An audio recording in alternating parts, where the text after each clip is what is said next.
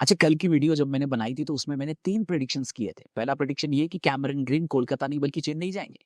दूसरा प्रेडिक्शन ये कि वेंकटेश अय्यर को कोलकाता दोबारा खरीद लेगी और पृथ्वी शॉ और सरफराज खान महँगे बिकेंगे। इतना गलत कैसे हो सकता है भाई? भाई कसम से जो बेइज्जती हुई है ना मेरे प्रेडिक्शन की, इतनी बेइज्जती तो बचपन में होमवर्क करने के बाद मुर्गा बनने पर भी नहीं होती थी, जितनी अब हुई है।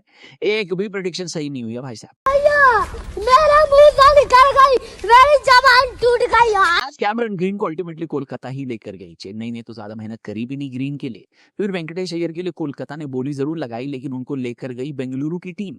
इसकी वजह ये हो सकती है कि बेंगलुरु के कप्तान रजत पाटीदार और वेंकटेश अय्यर दोनों एमपी के लिए खेलते हैं। हाँ, तीसरी प्रेडिक्शन थोड़ी बहुत सही हो गई है। मैंने कहा था पृथ्वी शॉ और सरफराज खान जो अभी तक अनसोल्ड जा रहे थे, अब की बिकेंगे और महंगे भी जाएंगे। चलो महंगे तो नहीं गए, लेकिन शुक्र है बिक गए, वो भी दूसरे अटेम्प्ट में। सरफराज को चेन्नई ले गई, जबकि पृथ्वी वापस से दिल्ली की टीम से खेलते दिखाई देंगे। बड़ा मजेदार रहा भाई कल का ऑक्शन।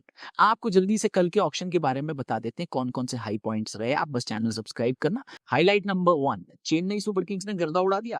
भाई आप सोचो एक ऐसी टीम, इसके बारे में ये मशहूर था कि इसके खिलाड़ियों को आईपीएल में मैच फीस नहीं बल्कि पेंशन लेनी चाहिए।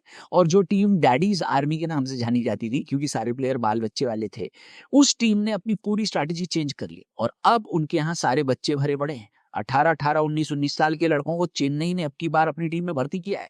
आयुष मात्रे, डेवार्ड ब्रेविस जैसे यंग खिलाड़ी उनके पास पहले से थे। यानी फुल जेनजी भर लिए गए हैं इस टीम में। अब ये कितना सक्सेसफुल होगा मुझे नहीं पता, लेकिन इतना तो तय है कि चेन्नई के पास कई सालों का बैकअप आ गया है और उन्होंने अगले कई सालों के लिए अपनी टीम बना ली है। यही नहीं, चेन्नई ने सरफराज खान को भी खरीद लिया है।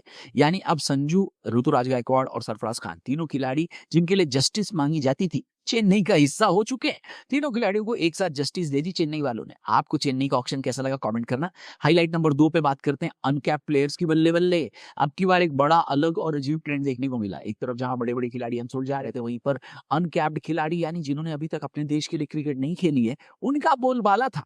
चेन्नई ने आईपीएल के इतिहास का सबसे महंगा अनकैप्ड खिलाड़ी खरीदा। यूपी के प्रशांत वीर चेन्नई के पास 14.2 करोड़ में गए और थोड़ी देर बाद चेन्नई ने राजस्थान के कार्तिक शर्मा को भी इतने ही पैसे में खरीद लिया।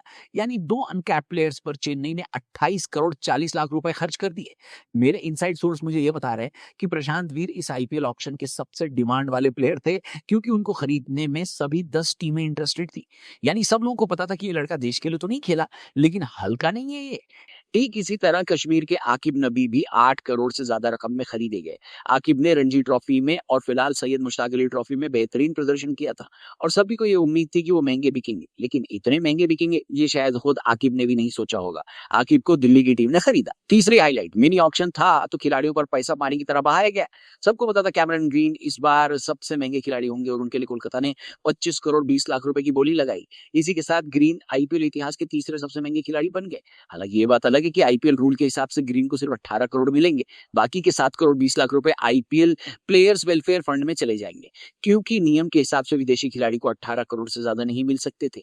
इस मामले में पथिराना बहुत खुश होंगे, क्योंकि वो एग्जैक्टली 18 करोड़ में ही बिके हैं। चेन्नई ने उनको 13 करोड़ की प्राइस में छोड़ा था और ऐसा लग रहा था कि बाय बाय करेंगे, लेकिन चेन्नई वालों ने तो अब की बार सोच के रखा था कि अपने पुराने खिलाड़ियों पर बिल्कुल भी पैसा खर्च नहीं करना है। पथिराना कोलकाता के पास गए, जबकि Akash Madhwal, Jake Fraser McGurk, Abhinav Manohar, Rahmanullah Gurbaz, Devon Conway, Jonny Bairstow जैसे प्लेयर्स जिनके बहुत महंगे बिकने की उम्मीद थी, वो सब अनसोल्ड चले गए। इनके न बिकने पर मुझे थोड़ा शौक तो लगा, लेकिन हेलो, आप बताओ आपके हिसाब से आईपीएल का सबसे शॉकिंग डिसीजन कौन था इस ऑक्शन में? किसने बनाई सबसे बढ़िया टीम? किसकी थोड़ी हल्की रह गई टीम? कमेंट करके जरूर बताना। हम आपसे मिलेंगे कल एक और नई वीडियो के साथ।